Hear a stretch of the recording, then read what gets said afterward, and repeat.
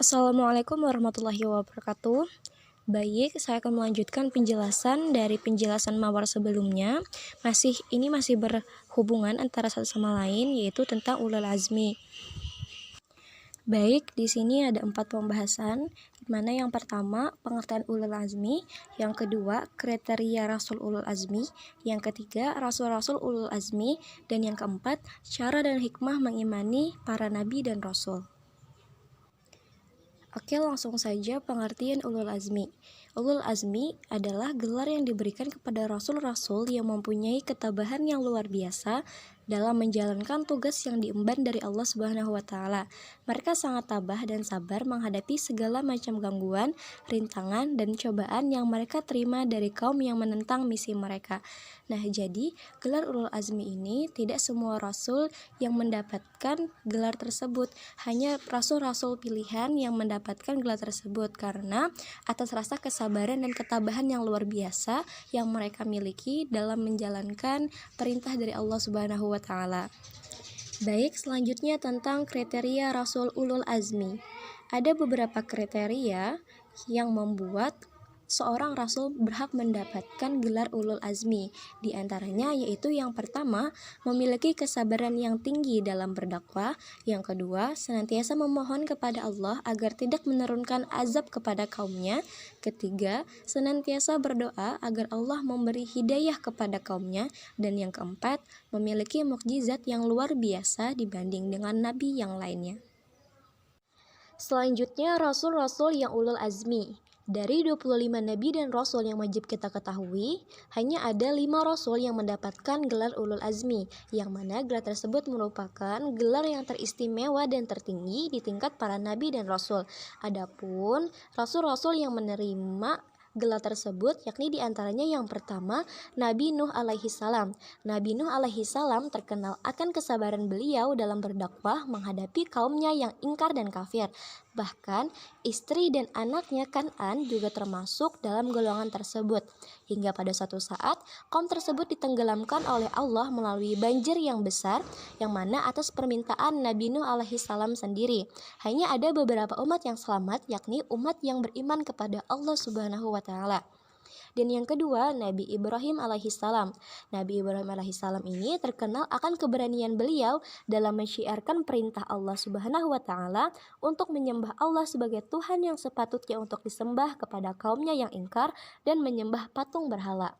Tidak hanya itu, ada beberapa kelebihan yang diberikan kepada Nabi Ibrahim alaihissalam, yakni beliau adalah seorang rasul yang ditunjuk oleh Allah Subhanahu wa taala menjadi contoh dalam menjalankan ibadah kurban, serta beliau juga yang meletakkan batu pertama kali untuk membangun Ka'bah beserta anaknya Nabi Ismail alaihissalam. Yang ketiga, Nabi Musa alaihissalam. Nabi Musa alaihissalam terkenal akan dakwahnya yang mensyiarkan perintah Allah di bawah pimpinan raja yang sangat kejam, yaitu Raja Fir'aun. Raja Fir'aun yang merasa kedudukannya terancam dan memerintahkan prajuritnya untuk menangkap Nabi Musa alaihissalam beserta pengikutnya. Dalam pengejaran tersebut, atas kehendak dan izin Allah Subhanahu wa taala, Nabi Musa alaihissalam beserta pengikutnya diselamatkan oleh Allah dan Raja Fir'aun beserta prajuritnya ditenggelamkan oleh Allah di Laut Merah, yang mana telah dilalui Nabi Musa alaihissalam beserta pengikutnya. Dan yang keempat yaitu Nabi Isa alaihissalam. Nabi Isa alaihissalam merupakan putra Maryam yang atas kuasa dan izin dari Allah, Nabi Isa alaihissalam dilahirkan tanpa perantara seorang ayah. Sama dengan Nabi Ulul Azmi yang sebelumnya, Nabi Isa alaihissalam juga mendapatkan cacian dan hinaan dari kaumnya. Dengan demikian, Nabi Isa alaihissalam tetap sabar dalam menjalankan perintah dari Allah Subhanahu wa taala. Dan yang terakhir yaitu Nabi Muhammad SAW. Nabi Muhammad SAW merupakan nabi yang terakhir dalam menyampaikan misinya. Beliau sekian tahun lamanya beliau beserta para sahabatnya berdakwah dan menyebarkan ajaran tauhid kepada Allah Subhanahu wa taala. Hanya sedikit yang mengikuti ajaran beliau.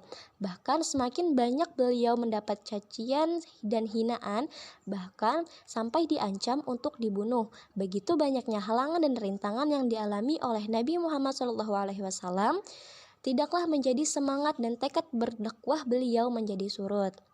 Beliau tetaplah sabar, tabah, dan tegar dalam menghadapi semuanya. Hingga pada akhirnya Nabi Muhammad SAW diperintahkan oleh Allah Subhanahu wa taala untuk berhijrah dari kota Makkah ke Madinah. Oleh kaum muslimin Madinah, beliau disambut dengan sukacita. Nabi Muhammad SAW pun senantiasa terus berjuang dan menyebarkan agama Islam bersama para sahabat-sahabatnya. Semangat untuk menyebarkan agama tauhid dan iman kepada Allah Subhanahu wa taala tetap menjadi pondasi yang kokoh untuk berjuang hingga akhir hayat beliau. Dan yang terakhir yaitu cara dan hikmah mengimani para nabi dan rasul. Sebenarnya terdapat banyak cara yang dapat kita gunakan untuk mengimani para nabi dan rasul, tetapi di sini kami hanya menyebutkan 4 cara saja, yaitu yang pertama, mengimani bahwa Allah Subhanahu wa taala benar-benar telah mengutus para nabi dan rasul kepada setiap umat. Yang kedua, mengimani nama-nama nabi dan rasul yang disebutkan dalam nas. Nah, maksudnya yang disebutkan dalam nas itu adalah di dalam Al-Quran disebutkan ada 25 nabi dan rasul yang wajib kita ketahui, yakni mulai dari Nabi Adam alaihissalam sampai ke nabi yang terakhir yaitu Nabi Muhammad SAW. Dan selanjutnya yaitu membenarkan semua berita baik dari Al-Quran maupun hadis-hadis sahih tentang para nabi dan rasul.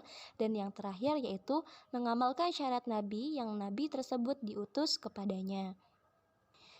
Nah, ini contohnya, kan kita umat Nabi Muhammad SAW, maka pantas bagi kita untuk mengamalkan syariat yang mana telah ditetapkan Nabi Muhammad SAW. Nah, adapun hikmah dalam mengimani para nabi dan rasul yakni yang pertama memberikan petunjuk dan suri tauladan sehingga akan mudah diterapkan dalam kehidupan kita sehari-hari.